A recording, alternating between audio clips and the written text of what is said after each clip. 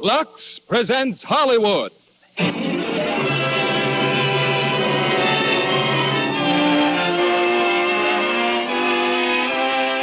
Lever Brothers Company, the makers of Lux Flakes, bring you the Lux Radio Theater, starring Burt Lancaster, Jeff Chandler, and Deborah Paget in Broken Arrow. Ladies and gentlemen, your producer, Mr. William Keighley.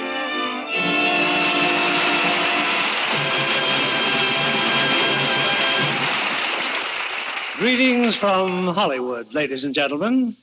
Too often in our Western pictures, the American Indian has been cast in the role of villain.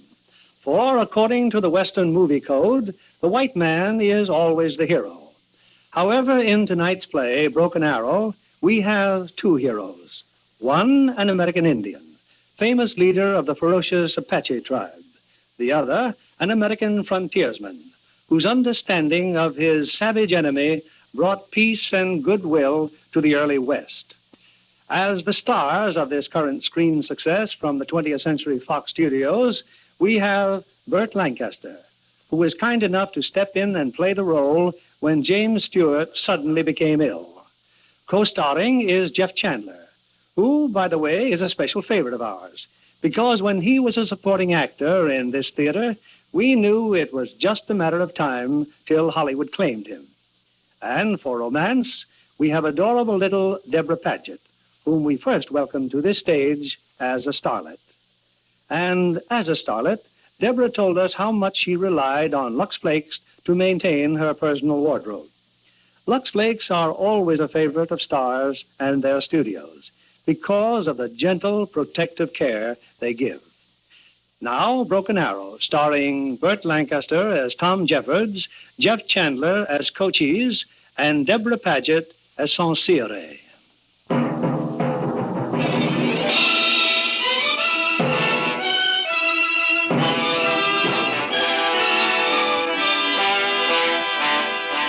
This is the story of a land, of the people who lived on it in the year 1870, and of two men, one named Cochise and the other Tom Jeffords, who tells our story.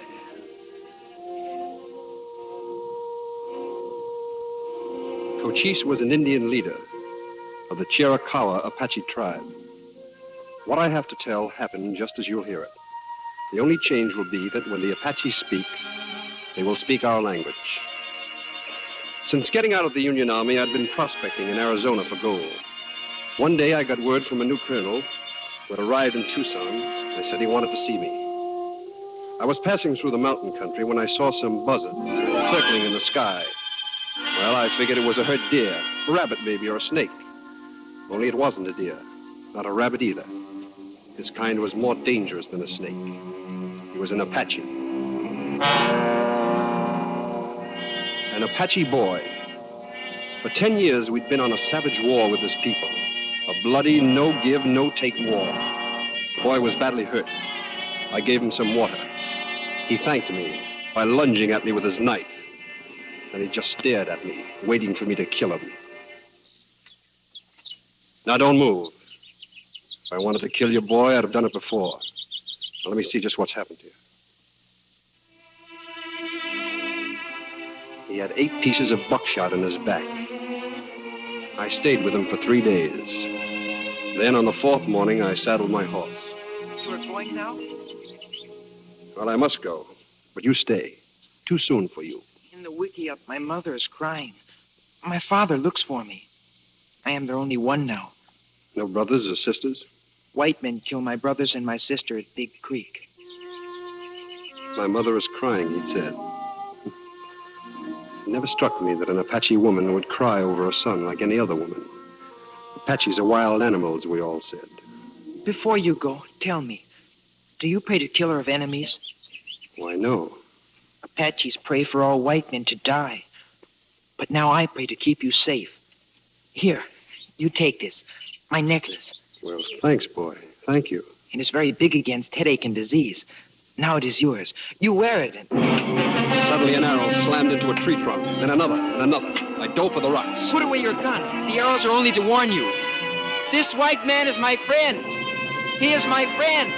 He must not be hurt. When did my son become a tame Apache? Father, look, my back. He gave me life again when the soldiers wounded me. This one, he was with the soldiers? No, he found me later. He healed me. It would be wrong to harm him. You do not give orders. You speak our tongue? A little. White men pay many dollars for the scalp of an Apache. Why did you not take his scalp? If I kill an Apache, it will not be for scalp or money. You are a woman, maybe. It is well known that Apaches do not take scalps either. They are not women. You did not kill? We will not kill this time, but not again. They wanted to kill me, all right, but they were letting me go. They stood there watching me as I went to my horse. And then from a distance, I heard a bird cry. Suddenly, the Indians swarmed over me, tying my arms and gagging me before I could shout a warning. The bird call had come from a guard down the canyon. He'd seen something. A party of white men. Mine. Later, they brought me to the scene of their ambush. 3 white men were dead. Learn well. This is Apache land. You have no right here. Where Cochise lives, no white man can live. Now go. Go far. Let your face not be seen again.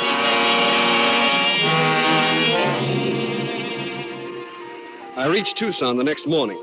The new colonel was waiting for me. I'm glad to know you, Jeffords. I'm Colonel Bernal. I've come here with orders to clean out Cochise and his Apaches from the Graham Mountain area. Well, that's a pretty big order, sir. Wipe them all out. Butcher them like hogs. Kill every one of them. That man, I've just been talking to him. He was with a party of miners. They were ambushed yesterday morning. Half of them were killed. He said they wanted Cochise. He said they got 10 or 12 Apaches out of a war party of 50. There weren't 50, Colonel. There were only 5, and not one of them got scratched. How do you know? I saw what happened. You saw it? Seems to me most men would have lent a hand. I was hogtied. The Apaches jumped me earlier. So you just fought your way out, huh? No, they let me go. They let you go? I never heard of a thing like that happening to a white man. Did you, John? No. How about you, Wes? No, nobody else. I'd helped a wounded Chiricahua boy, and I guess they thought they owed me something. Apaches playing fair? Oh, hello, Mr. Lowry. I don't understand this, Jeffords. You found a wounded Apache and you didn't kill him? That's right, Mr. Lowry. I didn't kill him. I'd like to ask you why. Colonel Bernal, just what was it you wanted to see me about, huh? I think I know how we can stop Cochise. I have 250 men in town, fresh, disciplined troopers from the east. But I need you to do a little reconnoitering for me. In 6 months, the war will be over, and we'll have Cochise up by the neck. No, sir. No, you won't. Cochise can't even read a map. But he and his men know every gully, every foot of mountain, and every waterhole in Arizona. Why, he can't even write his own name. But his intelligence service knows when you got to Fort Grant and just exactly how many men you've got. He stopped the Butterfield stage from running, and he stopped the U.S. mails. No, you're not going to string him up in 6 months, Colonel. Not in 6 years. Good day, Jim. Jeffords, wait. You will scout for me, though. You can find somebody else. Maybe Jeffords don't know which side he's on. That's right, Slade, that's right. I'm not looking for trouble, Jeffords, but if you don't fight against them, then you're with them, and I got a right to say that. What's your name, mister? My name's Slade. I own a ranch only a mile out from Fort Grant. Even so, Apaches burned my house last month. My wife was inside. Seems to me a white man would want to see that sort of thing stopped. That's right. Anybody would. Then why won't you help the colonel? Well, that's private business, mister. War ain't private business. Not when they're murdering our women and kids, it ain't. Big Creek, we murdered Indian women and kids. Cochise started this thing, and any man who's... Now, hold on, mister. A smart aleck little lieutenant fresh out of the east started this war. He flew a flag of truce, which Cochise honored. And then he hanged Cochise's brother and 5 others under that flag. Well, you hear all sorts of stories. You want to know why I didn't kill that Apache boy? For the same reason that I wouldn't kill your boy or scout for the Army. Because I'm sick and tired of all this killing. Besides, who asked us out here in the first place? Now, look here, Tom. I don't claim the white man's always done right, but we're bringing civilization here, ain't we? Wipe them all out. Butcher them like hogs. It's the only way. Kill them all.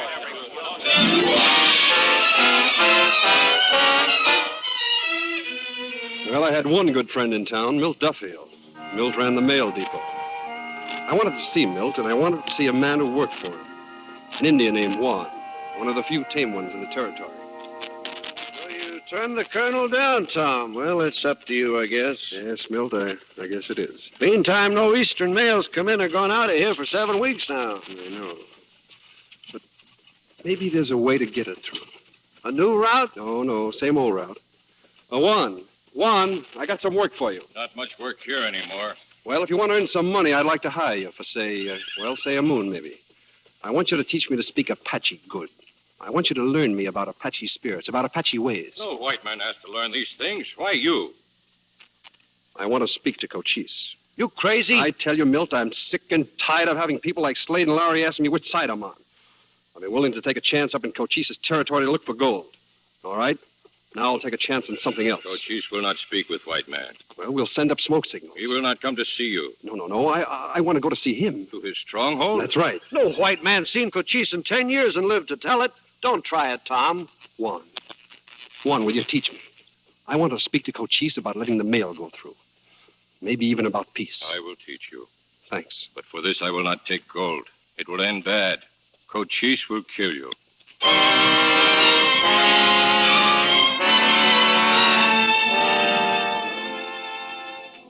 From Juan, I learned all he could teach me about Cochise and the people he ruled. Then came the day when Juan rode with me out of Tucson. At the fringe of the canyon country, we built a fire and made a smoke signal. Smoke says that you are coming into the land of the Apaches in peace. They will not believe it, but maybe it will make them want to find out. You've been a good friend, Juan. No, they will kill you. Well, maybe so. You better go on back to town now. Remember then, if you see Cochise, do not lie to him. Not in the smallest thing. His eyes will see into your heart. He is greater than other men. I'll remember.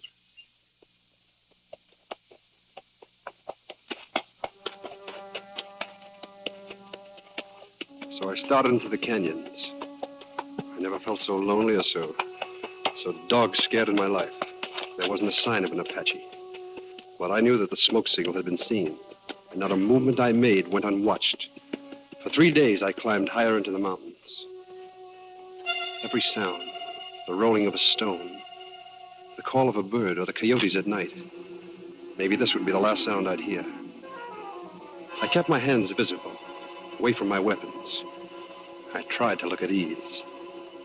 And then I saw it. The Apache village. Great stone crags guarding the approaches in a forest beyond. I rode by the Sentinel Rocks, and suddenly out of nowhere, the trail behind me became alive with Indians. And far ahead, I saw them pouring out of the wickiups, their rifles in their hands. No one said a word. When they surrounded me, they stopped my horse. Finally, one of them spoke. Get off the horse. You. We have met before. Before we let you live, you are a fool. I have come to speak to Cochise. Even a fool knows that he respects truth as he respects bravery. Take his weapons. I hand them to you. I will want them when I leave. How do you know you will leave here alive? I am Cochise. Speak. When the Indian wishes to signal his brother, he does so by smoke signs. This is the white man's signal. This in my hand. This is a letter. My brothers far away can look at this and understand its meaning. We call this mail. We have seen such signals before. The men who carry the mail seek no trouble, yet your warriors kill them. I have come to ask you to let these men travel in safety.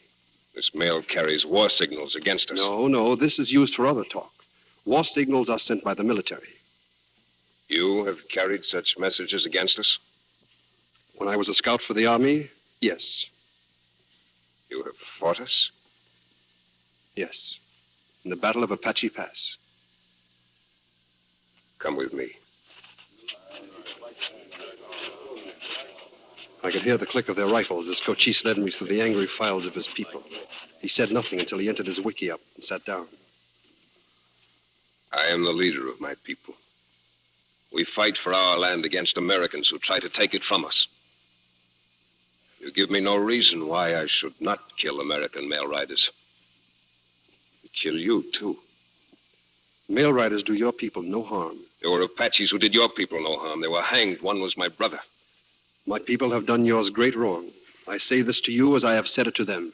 You think because I am an Indian, I'm a fool, you can trick me? I would not have come here if I thought that. The Apaches are warriors without equal. But compared to the whites, they are small in number. And tomorrow, they will be smaller. I will not talk with you of that. Your people do not want peace. They have taught me that. I ask you to think on it.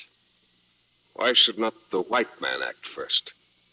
You want me to be better than the white man? A white man has come here. I ask you to think of tomorrow. My mind must work on it. You will rest in my wickiup tonight. It is my strong wish. But first you will walk with me so my people will see us together and you will be safe.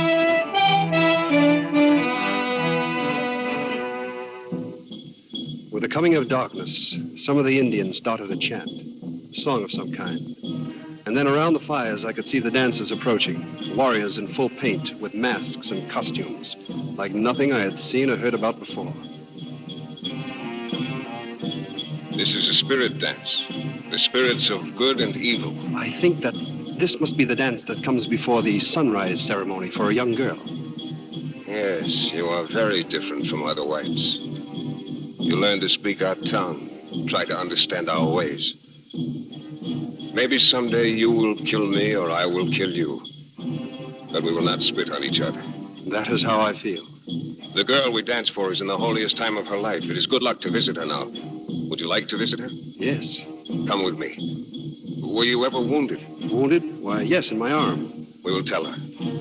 For this night only, this girl is even more holy than most. Maybe because she has been away from us for a long time. She is very old for this ceremony. It is very special.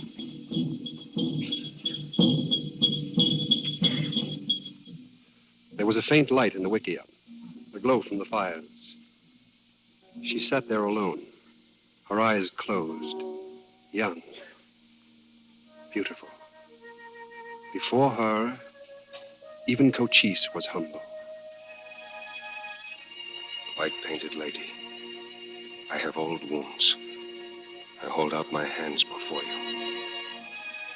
Each scar is a mark of love for your people. The path of your people is stretched long behind you.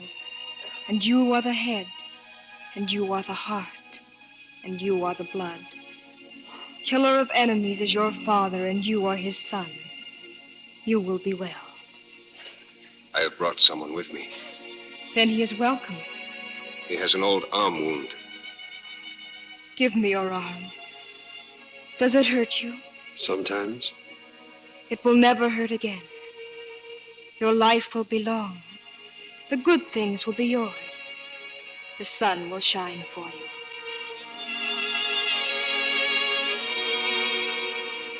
We stood there in the silence for a moment. Then Cochise led me out again. At such a time as this, she sees and knows many things. What is her name? Sansire. Sansire. Morning Star. Yes, Morning Star.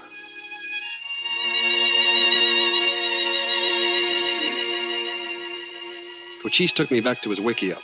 He would see me in the morning, he said. But I couldn't sleep. Even long after the drums and the dances were finished, I lay there thinking. Cochise, the savage. Cochise, the killer. Cochise, as strong and as wise as any man I'd ever known. And then he faded from my mind. And in his place, I saw a girl. The girl, Sansire.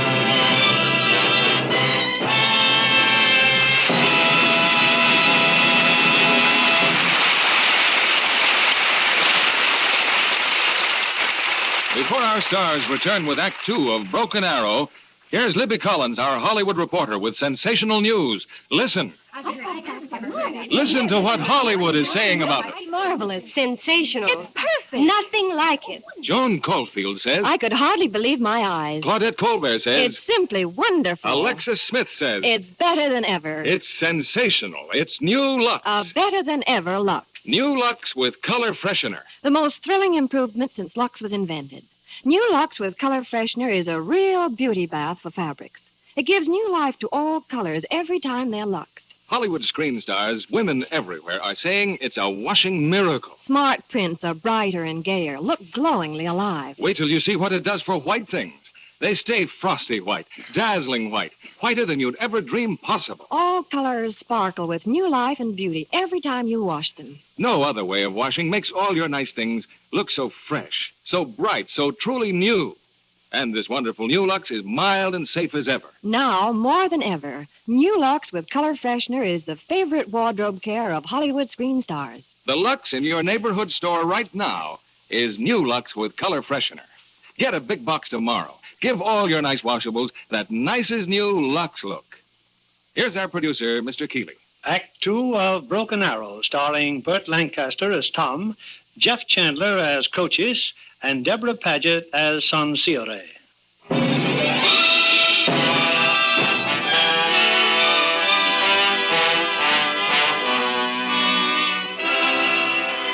The next morning, I found myself free to come and go through the village. I walked to the stream to wash, but I discovered I wasn't alone there.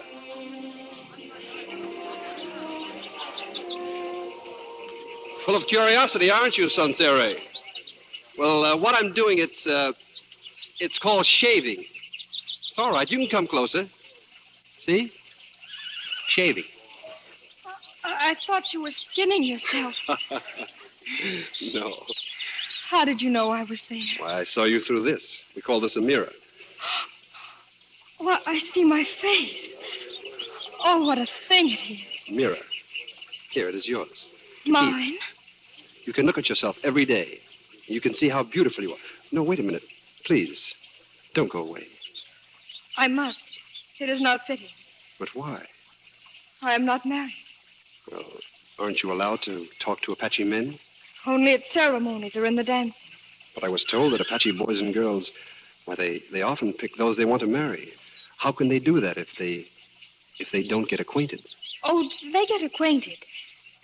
There are ways. Which ways? They meet by accident, where no one sees them. Oh. I leave you now. I have work to do to pick juniper berries. Where? There in the forest. I was going to walk up that way myself, by accident. No, please, you must not.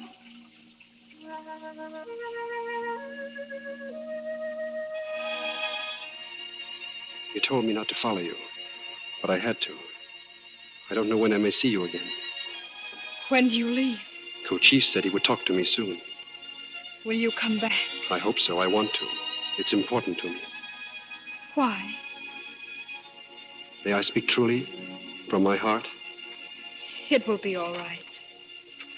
All my life, I've been mostly alone. I wanted it that way. But when I saw you last night and you touched me and you prayed for me, I felt bad being alone.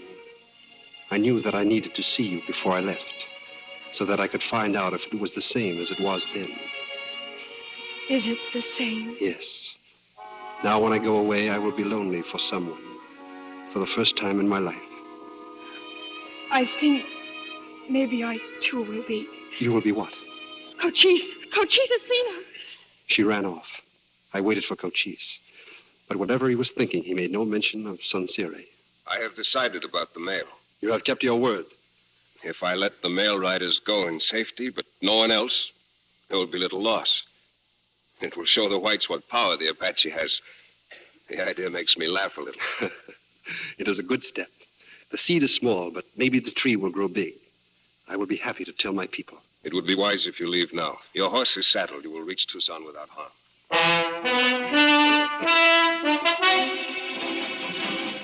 It was big news that I took back to Tucson. Big enough to bring out quite a crowd in front of Milt Duffield's mail office. You're trying to tell us, Jeffers, you saw Cochise himself? That's right, Mr. Slade, I did. He gave me his word he'll let the mail riders through. What's that worth? The word of an Apache murder. Well, while you were up there with him, his fighters attacked the wagon train just 40 miles east of here, killed every person in it. Cochise never said anything about calling off the war. He just said that the mail could go through. Well, if you're so full of faith in the word of an Apache, will you lay a little bet on it? You name it, Mr. Lowry. $300 that 5 mail riders in succession leave here and that 5 come back? You've got a bet, Mr. Lowry. Well, you heard him, gents.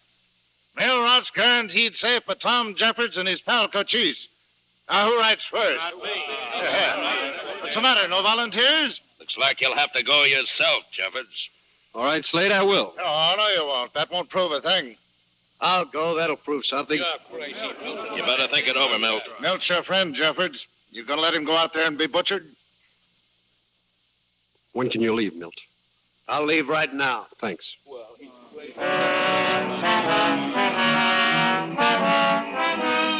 Milt came back, So did the next rider, and the next, and the next. I was so proud of Cochise, I was ready to bust. Then Colonel Bernal sent for me. Come in, Jeffers. Well, I've just been speaking to the mail riders. They tell me it's real peaceful on the trail these days. So peaceful, in fact, that I'm going north for a while. I'm going to bring in a wagon train from Mesilla. A wagon train? Why not? Well, I don't want to tell you your business, Colonel, but Cochise made no agreement about wagon trains. You could be jumped anywhere along that trail. That's exactly what I'm hoping for. And for once, we'll have all the men we need. Well, he'll have enough, too. No, I don't think so. I'll have 75 cavalrymen in plain sight. Then the mule drivers, each fully armed. And in the wagons, out of sight, 50 more troopers. Well, I hope you make it, Colonel. Don't be a fool, Jeffords. It's not a wagon train I'm interested in. I'm out for Cochise. And this time, I think we'll suck him in. I want you to come with us. I can't go with you. Very well. But when we come back, they'll be ready to make a deal with us. Maybe you won't object to helping us with the treaty. No, sir. I won't object. 5 nights later, 3 drivers from Bernal's wagon train staggered into Tucson. They'd been ambushed. We were cut to pieces. 50 dead and 100 wounded. Colonel Bernal's killed. 5,000 pounds of grain, every wagon, every gun, every mule. Bernal never should have tried it. No, maybe not. But how did Cochise know we had men hidden in the wagons? He must have known. He knows what goes on at Fort Bowie. He knows what goes on here. Oh, I don't think he does. Then how did it happen? Who's telling him? Who's his spy? Find him and string him up. Maybe I can tell you, mister. Boucher. Yeah, you were with them miners, weren't you? Maybe a lot of us can tell you. Oh, who is he? Mr. Duffield. Over here, Juan. What do you want? The mail rider has come in from Bowie. He is unharmed. You hear that, Lowry? That's number 5. Looks like you lost your bet. Yeah, sure looks like it. You don't pay to bet with Tom Jeffords, now does it? He's in with Cochise. He's a personal friend of that murderer, Cochise. Now, wait a minute. No, none of that. Anybody else want to call me a renegade? I'll never call you a renegade, Jeffords. A man's a liar who says you are. Getting kind of soft, aren't you, Lowry? Shut up and let me finish. How come Cochise is so partial to you? How come he lets the mail through, then wipes out a whole wagon train? Because he gave his word and he's a man of honor. Man of honor? No Indian's a man of honor. The first peace move in 10 years, and you're all too blind to see it. Peace move, huh? We'll have peace when every Apache is hanging from a tree. Here's your $300, Jeffords. Here's what I think of your $300. The drinks are on me. I don't drink with any Indian lover. He's a copperhead. He sold us out. Bring him up! What are we waiting for? Release that man. I said release that man. Who is this? My name is General Howard. I've just come in from Fort Bowie. Isn't there enough trouble going on without this sort of thing? I've got a dozen troopers around this building. There'll be no hanging tonight, gentlemen. Come along, Jeffords. I'll hear what you've got to say alone in my office.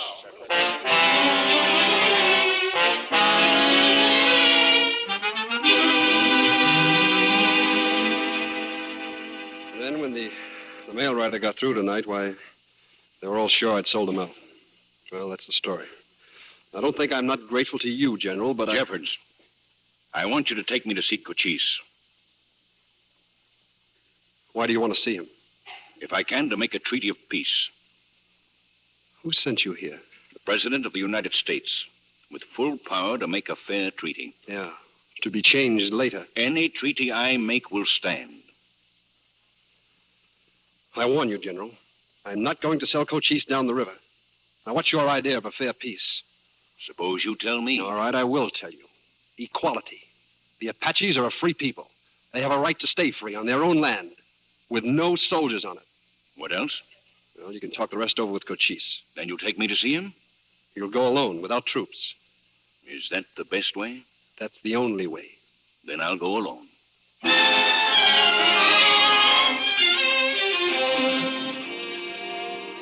Once again, I was back at the Apache stronghold. Only Cochise had not yet returned from the ambush of the wagon train. But someone else was there. Sincere, there is something I need to know. I have been away almost a moon. Has anything changed with you? No. When you went away, I became frightened. I thought, he won't come back. And even if he does, when he returns from his own people, he will look at me with cool eyes. But now I am no longer afraid. You're trembling. You put such new feelings in my heart. It is there I am trembling. I love you, Sansire. I love you. They are returning. Cochise and the warriors. You can welcome them later. Not now, Sansire. No, Tom. Not now.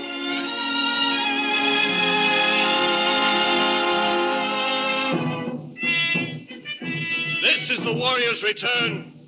Let it be told in our campfires how the Chiricahuas fought, how the great Cochise led us.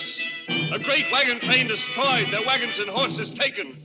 Corn for the whole winter, blankets and guns. And listen more.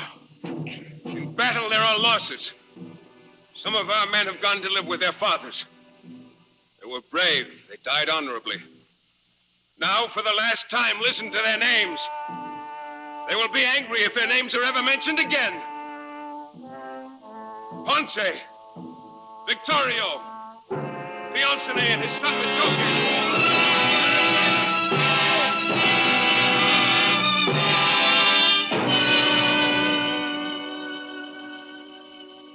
So I have come to you again, Cochise. Only this time to speak of an end of the war.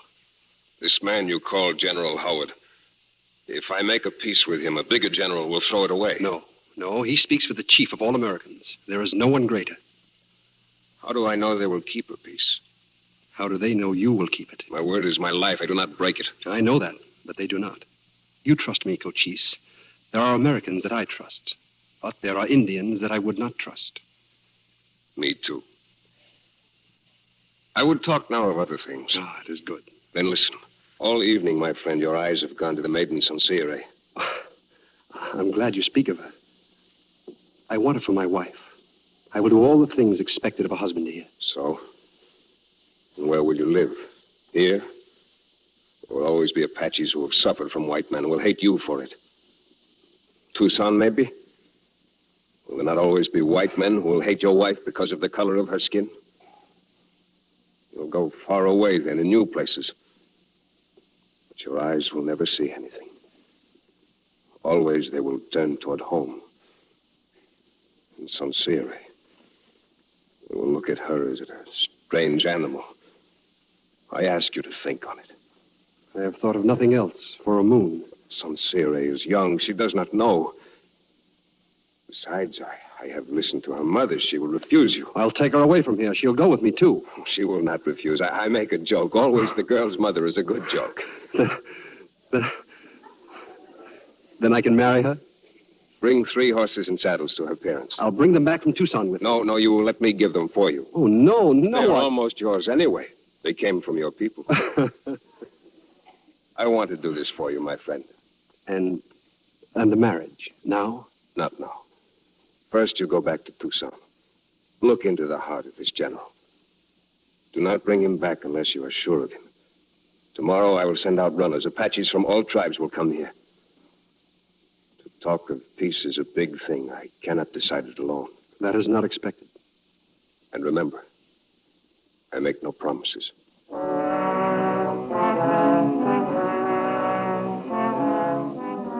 I returned to Tucson. For a solid week, I studied and I questioned General Howard. By the time I brought him back to Cochise, I knew he could be trusted.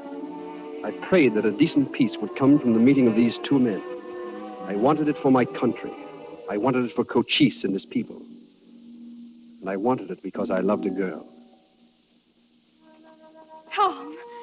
Tom, you are back. But it is not permitted to visit me. Cochise will allow it, for a short time only. Cochise? He is in council? Yes. Soon he will send for me to join them. But not now. No, not now. My mother is in the wickiup. We will sit out here. Closer. No, not closer. We must not even touch our hands. I have been very busy these days. I prepare my clothes for the wedding. I must build a special wickiup for our honeymoon across the lake, away from everybody. In all this, my mother helps me and teaches me. And I try to do as I think she did when she was a girl. And she couldn't have done it neater. What is that? What does it mean? Oh, that's something that the Americans say. It means Well, it means that I love you and I'll honor your parents. But most of all, it means that I love you. The American, he is wanted now. Always when we are alone. We are never alone. Cochise. I think he plans it that way. Big joke.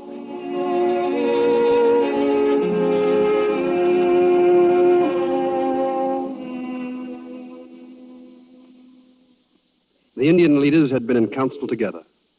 They called for General Howard, too. There would be questions.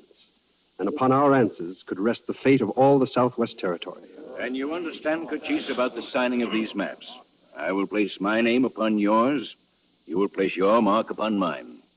What is the purpose of this? It is a way of showing to all people for all time any agreement that you and General Howard make. If we make peace with the Americans, can we still raid the Mexicans? There cannot be war against the Mexicans either. Let the White Eyes be sent back. Wait, we will talk further by ourselves. Now is the time only for questions. If the chief of the white men dies, what will follow? His word is a bond on the chief who follows him. Suppose some white man wants yellow iron and he comes on our land to take it. Can we kill him? Such a man should be captured and given to our military. Then he will be judged and punished. Suppose he is not captured until he has killed one of us. If a white man kills an Indian on your territory, we will hang him. That will be something for Cochise to see. The two white men will go now. I will bring you our decision. I trust none of this. They offer a piece of paper that marks where we can go and where we cannot go. Our land gets smaller. Then he says we cannot go into Mexico, and our land grows still smaller. Where will we get corn and horses if not by taking them as we always have? The Americans will give us cattle. We will raise them and trade them for our needs. The answer of a woman. I am not afraid. I speak from my heart. You speak well. Speak more. It is not the Apache way to be grandmothers to cattle. Cochise is ready to surrender us all. It is not this false peace we need, but a new chief. Now I say this. It is not easy to change, but sometimes it is required. The Americans are growing stronger while we grow weaker. If a big wind comes, a tree must bend or be lifted out by its roots. And I say this also. I will make a test of this peace, a test of 3 moons. I take one of my arrows. I break the arrow. I will try the way of peace. Those who stay with me must keep my word. Let all others walk away. I walk away. I walk away. I walk away. I walk away. Who else comes? Who else? Who else? Take your women, your children, your horses, your weapons. Leave our territory. I leave you my name also. Now I am ashamed to be a Chiricahua. I will take the name the Mexican enemies have given me. From now on, I am Geronimo.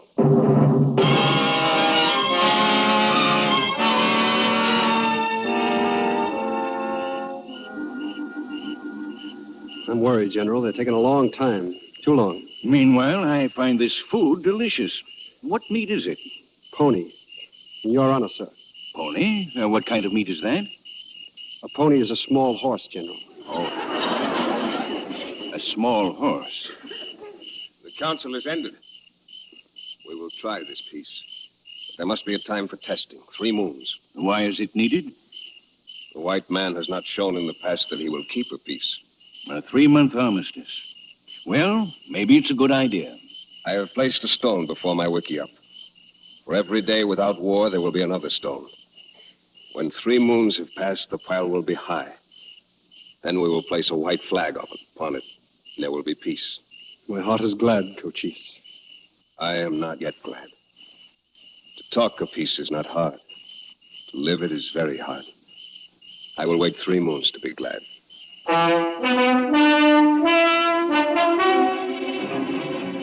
Not everyone was happy about the treaty. There were those in Tucson who still thought that Cochise was a liar and a murderer. But I saw and I heard of things that never before happened in the Southwest Territory. For the first time in years, the Butterfield stage was running again. Some of Geronimo's men attacked it, and they were driven off. Not by American soldiers, but by Cochise's Indians. It was almost too much for the people of Tucson to believe. I could go back to the canyons now. Back to Sanseri. Well, he's gone, Lowry. Jeffords is back with the Apaches. What are we waiting for? Slade, you're a fool. There's no need for us to stir up trouble. Sooner or later, the Apaches will start it again. Yeah, and when they do, some more of us will be dead. It's time we pick the place of the moment ourselves. There'll never be a peace as long as Cochise is alive. And I say give them a chance to prove it. Did they give my wife a chance? Or your own sister and her kids? You can be with us or not, Lowry. I've got a plan. I'm going to kill Cochise.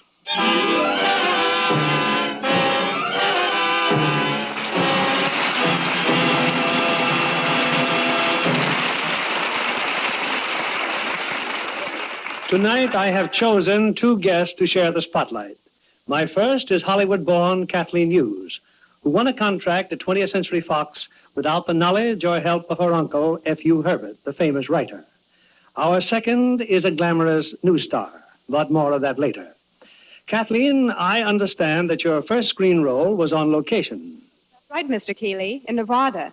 It was the first time I'd ever been out of California. And would you like to travel? Oh, yes. I want especially to visit England.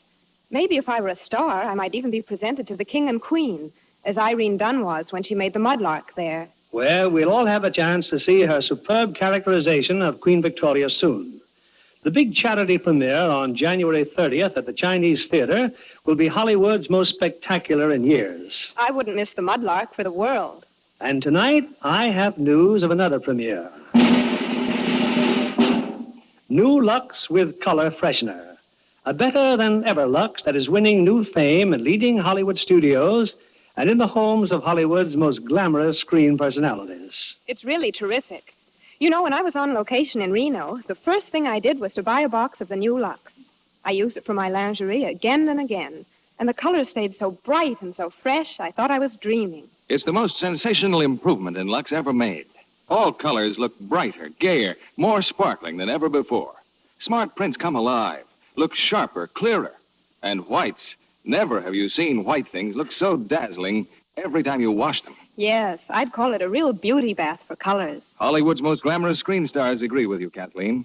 No other way of washing keeps lovely colors so bright, white so white, and as mild and safe as ever.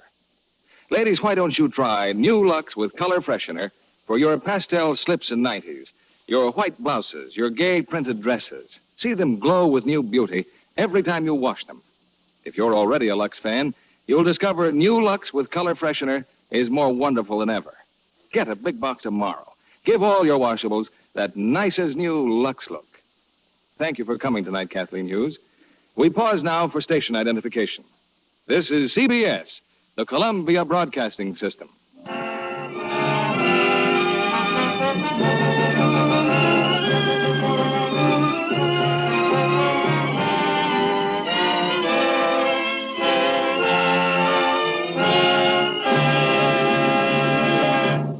The curtain rises on Act 3 of Broken Arrow, starring Burt Lancaster as Tom, Jeff Chandler as Cochise, and Deborah Paget as Sansire.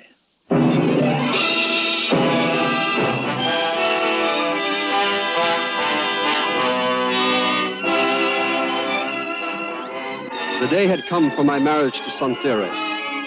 It was on that day that Cochise placed the 12th stone on the mound in front of his wickiup. So far, it has gone well, my friend. Yes, and the signs are good, here as well as Tucson. I will still wait to be glad. But now you will forget about peace and war. Now you will think only of your bride. The ceremony, is it a long one? No. No, with us, the ceremony of love takes place in the heart. The rest is small. Come, they're waiting for us.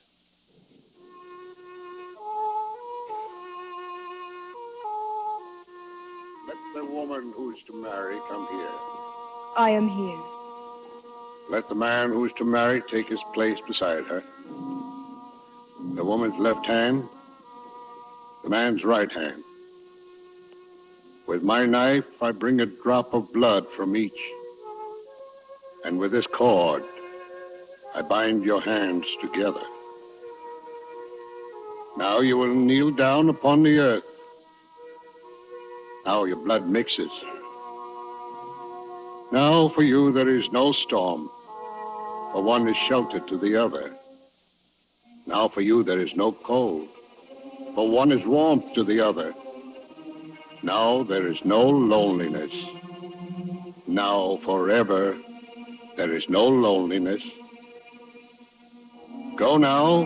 Ride the white horses to your secret place.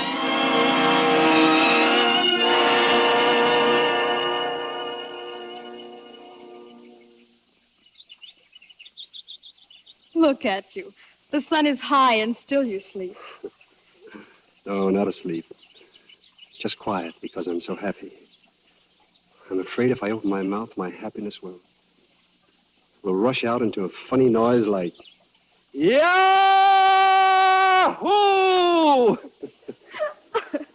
What does that mean? Is it an American word? No, I think it was a word that was made by Adam when he opened his eyes and saw Eve. Who are they? Well, well, don't you know? I know so little. Sometime, will you grow tired of me and go back to your people? That is a bad thought, Sansire. Never think it again. You are my people. Will you tell me that often? Each day of our life together, I will tell it to you. I will always remember the moments of these days. We will remember them together. In the quiet of the nights, we will talk of them a little. And in time to come, we will see our children ride white horses, maybe.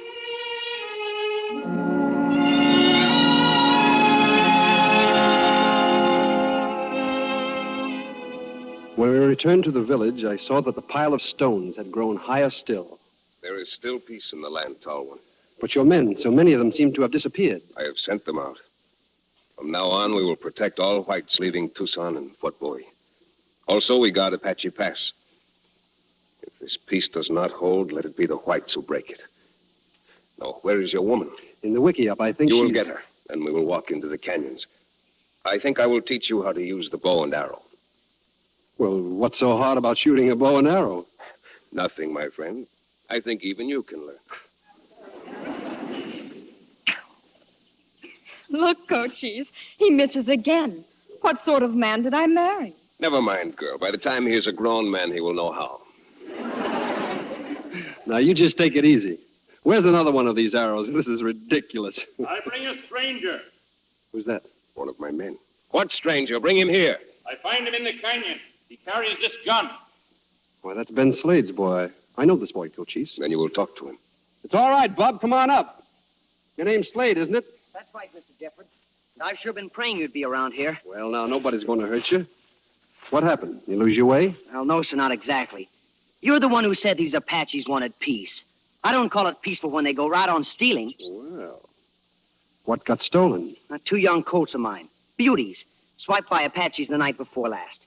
I've been tracking them in the canyon when this redskin jumped me. None of my people took them. The boy lies. I know his father. He's one of the worst haters of the Apaches. If we can show that he's wrong, it will be a good thing. People will hear about it. Maybe you still have some men like Geronimo. Maybe they talk your way with their tongues, but not with their hearts. You speak wisely. I will see these horse signs. Sansire, maybe you better go back to the village. No, Tom, please let me go with you. All right, if you want to. All right, Bub, now you take us down there and show us these tracks, huh? It's not much further, Mr. Jeffords. You'll see him plain just the other side of the creek. Whose horse is that over there? Yours, huh? Yes, sir. That's the mare. I was riding her. Is it all right if I get her now? Sure, go ahead. You call the boy Bub. Is that his name? No, that's just to be friendly. If you'll come down this way, you'll see the tracks real good. Why does he mount the horse? I don't know. Hey, come back here. I'm in the clear. Go ahead. Start shooting. White men, look on the clear. White men!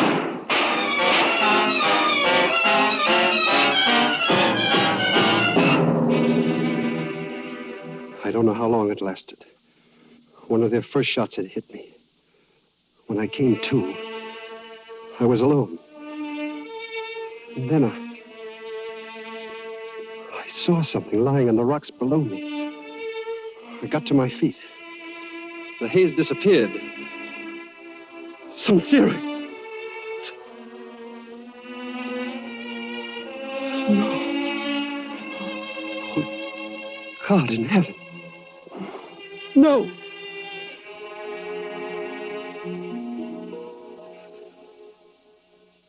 Ambush, my friend. It was me they were after.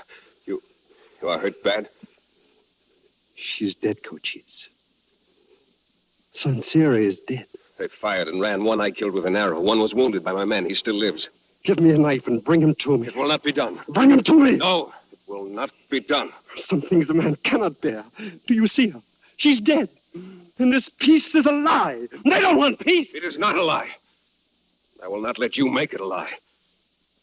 Are you a child that you thought peace would come easy? You who taught me so well? Is it my brother who asks me to spit on my word? Why do you speak to me? Speak to her. When she hears, I will hear. You will hear me now. You will hear this. This was not done by the military. Geronimo in the South breaks the peace no less than these whites. And as I will bear the murder of my people, so you will bear the murder of your wife. I am Cochise. I do not betray my people or their children. And no one on my territory will open war again. Not even you. He carried me back to the village. A few days later, he told me that some men from Tucson had come to see me. Bill Duffield was with them. And General Howard. Tom, we've come to pay our respects, Tom. Thank you, Milt. We've rounded up every man that had anything to do with the ambush. They're going to pay the full penalty for what they've done. Jeffords, I know nothing can compensate you for the terrible thing that has happened. But your friends here are trying to tell you that your very loss has finally brought our people together in the will for peace. Without that will, treaties are worth little or nothing. General Howard's words meant very little to me then. But as time passed, I came to know that the death of Sansiri was like a seal upon the peace.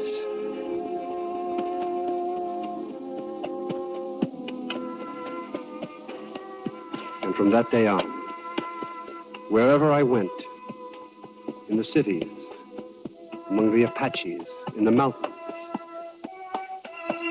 I always remembered my wife was with me.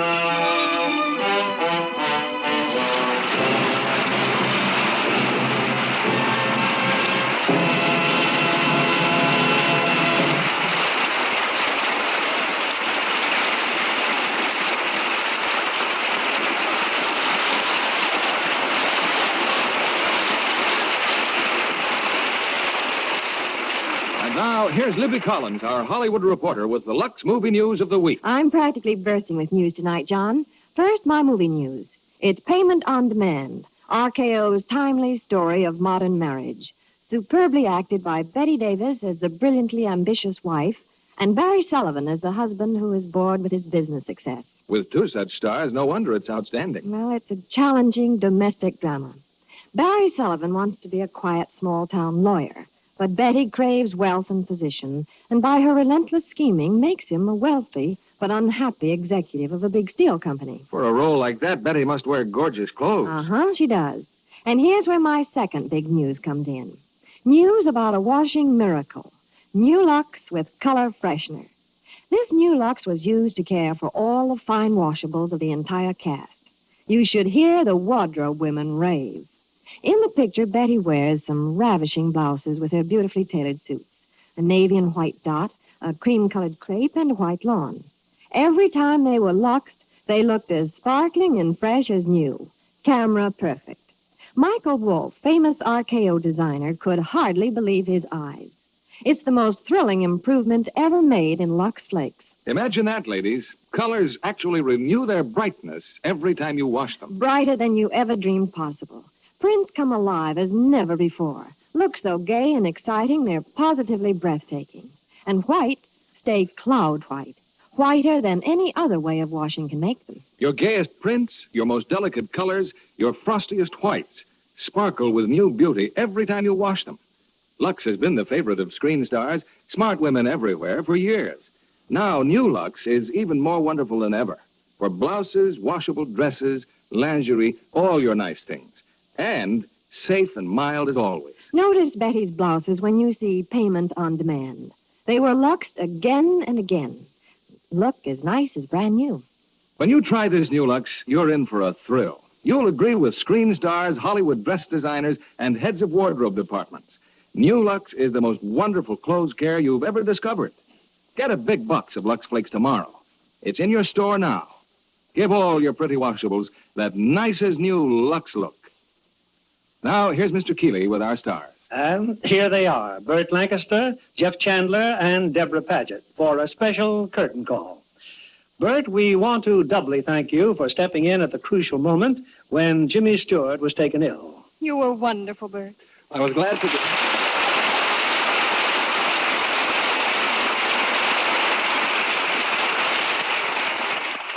Thank you. I was glad to do it, Bill. And Jimmy, to you, hurry up and recover.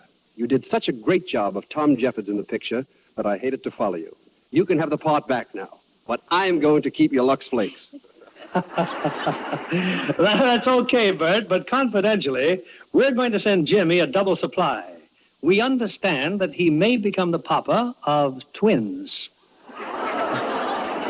Don't tell me that's why he collapsed. When he heard the news.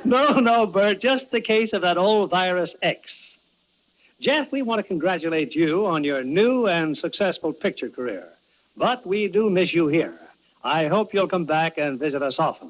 Well, thank you, Bill. I'd like that. Just call me anytime. You better call Deborah, too. She and Jeff are becoming quite a team. Well, not exactly, Bert. I barely spoke to her in Broken Arrow. But in our new picture for 20th Century Fox, Bird of Paradise, you're my brother. This is an improvement. This time you marry Louis Jourdan.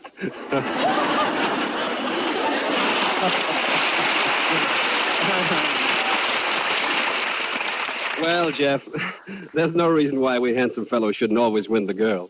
It says here. I think you'd better tell us about next week's play, Mr. Keeley, before the Apaches declare war again. Yes, I agree with you. Well, Deborah, it can't be too long since you read the book, Robert Louis Stevenson's immortal classic, Treasure Island. And as our stars, we will have that distinguished British actor, James Mason, and a new and talented youngster, Bobby Driscoll, and that fine character actor, Nigel Bruce. We know the entire family will want to hear this great adventure story as it was brought to the screen by Walt Disney. Well, it sounds great, Bill. We'll be listening. Good night. Good night. Good night. You are all wonderful. Here's a tip from one of Hollywood's beautiful stars, Joan Fontaine. She says, it's easy to be Lux lovely. I depend on my daily Lux soap facials. They do wonders for the skin. Leave it softer, smoother, exquisitely fresh. Why don't you try this gentle care Joan Fontaine uses for her $1 million complexion? Work the rich, creamy Lux soap lather well in, rinse with warm water, rinse again, this time with refreshing cold water. Now, pat your face dry with a soft towel. Your skin is so much lovelier after this beauty facial. Active lather does the trick. Give skin that Lux lovely look. Put Hollywood's beauty soap on your shopping list now. Discover for yourself why 9 out of 10 screen stars use fragrant white Lux toilet soap.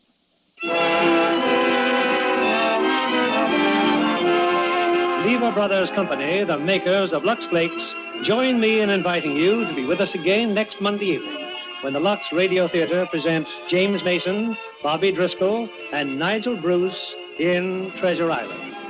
This is William Keeley saying good night to you from Hollywood.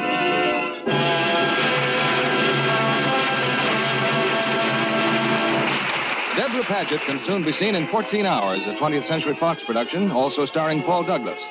Jeff Chandler appeared through the courtesy of Universal International Pictures, who will soon release Bedtime for Bonzo, starring Ronald Reagan and Diana Lynn, introducing Bonzo. Our play was adapted by S.H. Barnett, and our music was directed by Rudy Schrager. This is your announcer, John Milton Kennedy, reminding you to join us again next Monday night to hear Treasure Island, starring James Mason, Bobby Driscoll, and Nigel Bruce. Stay tuned for My Friend Irma, which follows over these same stations. This is CBS, the Columbia Broadcasting System. Nice buns, soft, fluffy, and ultra-low net carbs. Discover Hero Bread, the delicious ultra-low net carb bread with incredible taste and texture. Hero Bread has 0 grams of sugar and is under 100 calories per serving. Plus, high in fiber with 5 to 10 grams of protein per serving. Available on Amazon.com, Walmart.com, and at hero.co. That's HERO.co. Delicious, ultra-low net carb Hero Bread, buns and tortillas. Soft and fluffy, high in fiber, And with 0 grams of sugar, up to 10 grams of protein, coming in at under 100 calories. Order today at hero.co and use the code AH10 to get 10% off your first purchase. That's AH10 at hero.co. HERO.co. Order from hero.co now and get 10% off your first purchase with promo code AH10. That's 10% off with code AH10. HERO.co.